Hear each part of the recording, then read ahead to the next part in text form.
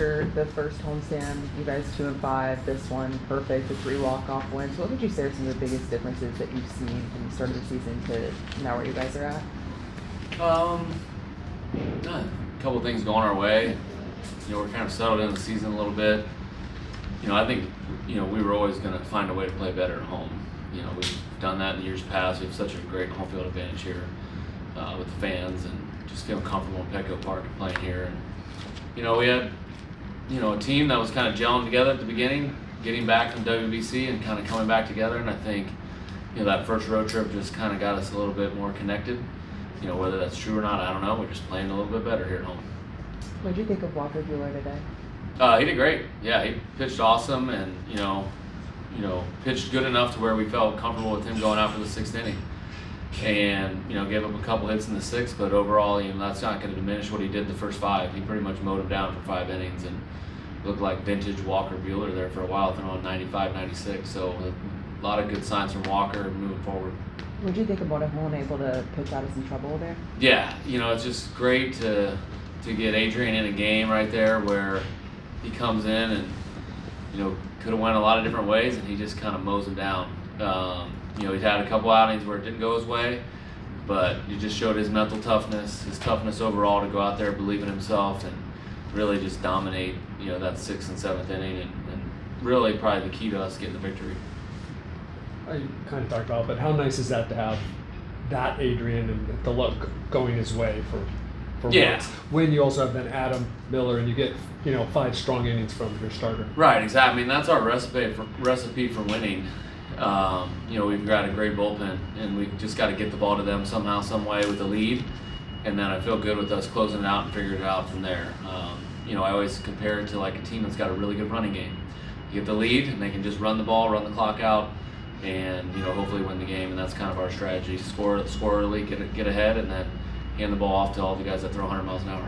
There's a lot of drama in this homestand where you guys win in, but like how you built it with the 2-out hits, the 2-out walks, taking advantage of other teams' mistakes. Like, what do you think about the way you guys are building your? Yeah, I think any 2-out hits are definitely huge momentum swings for our team and against their team. And the more of those you get, the more it just feels like, oh, we can do this every single time. And it just builds momentum in that. And same with the walk-offs, too. Once you walk off once, it's like we can do this every single night. It's not about, I said this last night, it's not about, when, it's if and who, those guys, they just believe in themselves. We've got good players. They believe in their talent. They're working hard every day to get better and to keep being their best and reach their ultimate potential, and them individually reaching their potential is going to help our team reach their potential.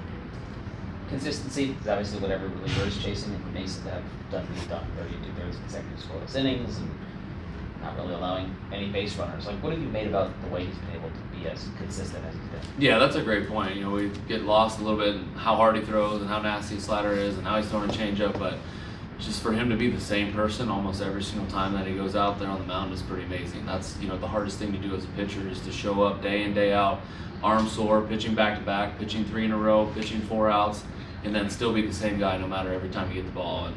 And that's why he's one of the best in the game, is his ability to be that person every single time.